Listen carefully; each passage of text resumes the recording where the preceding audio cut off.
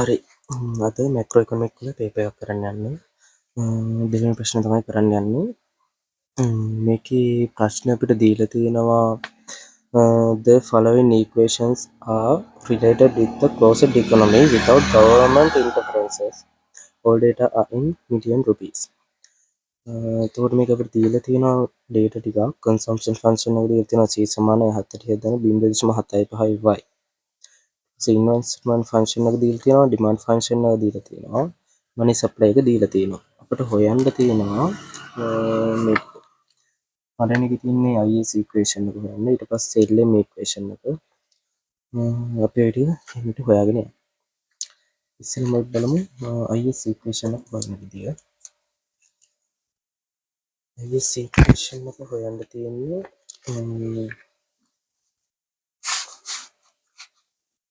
y සමාන කරන්න ඕන c ධන i වලට. බලමු.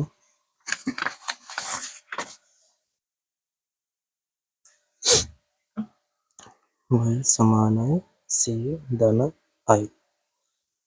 එතකොට c වල අපිට දීලා තියෙනවා 70 ධන 0.75y. ඒකට එකතු කරන්න ඕන i වල ෆන්ක්ෂන් එක. ඒ කියන්නේ 180 ඍණ 10යි r. හරිද? එතකොට y සමානයි මේ ටික එකතු කරන්න පුළුවන් අපට 184යි 220යි මෙතන 0.75y ඍණ 10යි r. දැන් අපිට මෙතන මේ තියෙන 0.75y මේ පැත්තට අරන් යන්න පුළුවන්. ඒතකොට මෙතන තියෙන 1y 1y මේ 0.75 5y අඩු වෙනවා. එතකොට 0.25y තමයි මේ පැත්තේ ඉතිරෙන්නේ. ඒක සමාන වෙනවා 220 ඍණ 10යි r වලට. ඊට පස්සේ අපිට මේ පැත්ත y තනි කරගන්න ඕන නිසා මේ ඉක්වේෂන් එක අපිට 0.25න් බෙදන්න. එතකොට y සමානයි 220 බෙදීම 0.25 ඍණ 10යි r බෙදීම 0.25. හරිද? එතකොට මේක බෙදමු. 220 බෙදීම 0.25 880 තමයි එන්නේ. 880 ඍණ ඊට පස්සේ 10 බෙදන්න ඕන 0.25 ඊළඟට 0.25. ඒකට එනවා 40. 40යි r. මේක තමයි IS ඉක්වේෂන් එක. පළවෙනි ප්‍රශ්නේ ඕක තමයි උත්තරේ. ඊට පස්සේ දෙවෙනි එකේ අපිට හොයන්න කියනවා LM ඉක්වේෂන් එක. LM ඉක්වේෂන් එක හොයන්න තියෙන්නේ මනි සප්ලයි එක සමාන කරන්න ඕන මේකේ L කියන සූත්‍රයට. මනි සප්ලයි එක අපිට දීලා තියෙන 85ක්.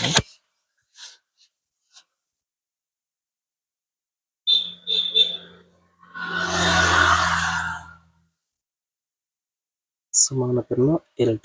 එතකොට මනි සප්ලයි එක 85යි. අපිට L වල ඉක්වේෂන් එක දීලා තියෙනවා 0.2y ඍණ 5යි r කියලා. මේකදී අපි වැඩක් කරනවා මේ 0.2y කියන එක සමාන කිරීමෙන් මේ වෙතට අරන් යන්න ඕන. ඒ අරන් යද්දී සාමාන්‍ය ගණිත ක්‍රමයට අනුව නම් සමාන කිරීම මේ වෙතට ආයති ධන එකක් ඍණ එකක් වෙනවා. ඒ වුණාට මෙතනදී අපි මේ වැඩේ කරන්නේ නැහැ. මේ ධන 0.2y කියන එක ඒ විදිහටම අරන් යනවා මේ පැත්තට. ඊට පස්සේ මේ 85 තියෙන එක මේ පැත්තට ගේනවා. එතකොට ධන එකක් ඍණ වෙන්න ඕන සමාන කිරීම මේ පැත්තට ගේද්දී මේකදී අපි ඒක කරන්නේ නැහැ. සාමාන්‍ය විදිහටම 85 ඍණ 5යි r කියලා තියෙන එක මෙතන ධන කරනවා අපි. ඕක තමයි මෙතනදී වෙන්නේ. ඊට පස්සේ මේක අපිට සුළු කරන්න තියෙන්නේ. මේ පැත්ත y තනි කරගන්න ඕන නිසා 0.2න් මේ පැත්ත බෙදනවා.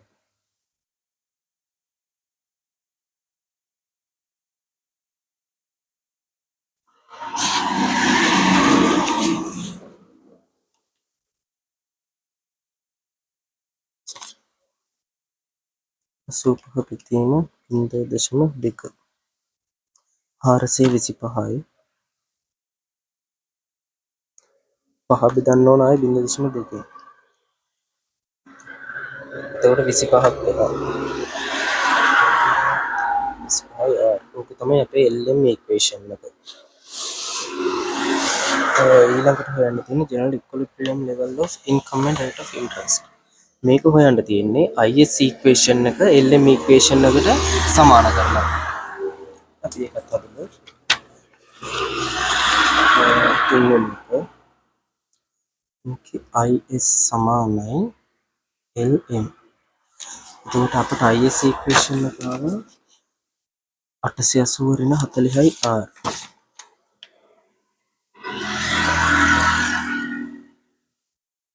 මේක සමාන කරන්න කියන LM ඉක්වේෂන් එකට 425 25යි R.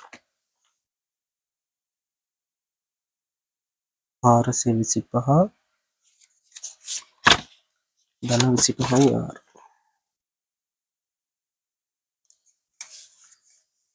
මේක සොලු කරමු.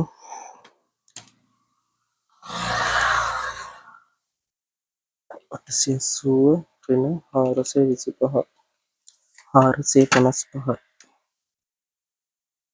සමානයි. ඒ කියන්නේ මේ 880 පැත්තට 425 අරන් ගියා. ඒතකොට මේක ඍණ වෙලා යන්නේ. ඊට පස්සේ මේ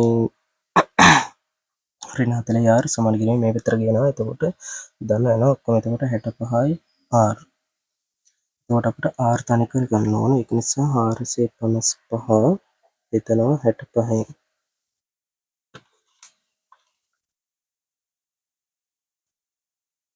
එතකොට 7යි එන්නේ.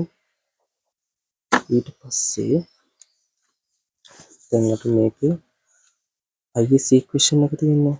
ඒකට R කියන එක සමාන කරන්න ඕන. y සමානයි 880 ඍණ 40යි R. 880 ඍණ රහන් 40 ගුණ කිරීම 7.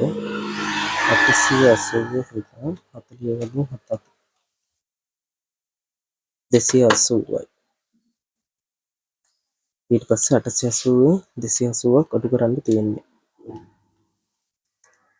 උත්තරේ 600යි. y 600යි R එක 7යි. මේ දෙක තමයි හොයන්න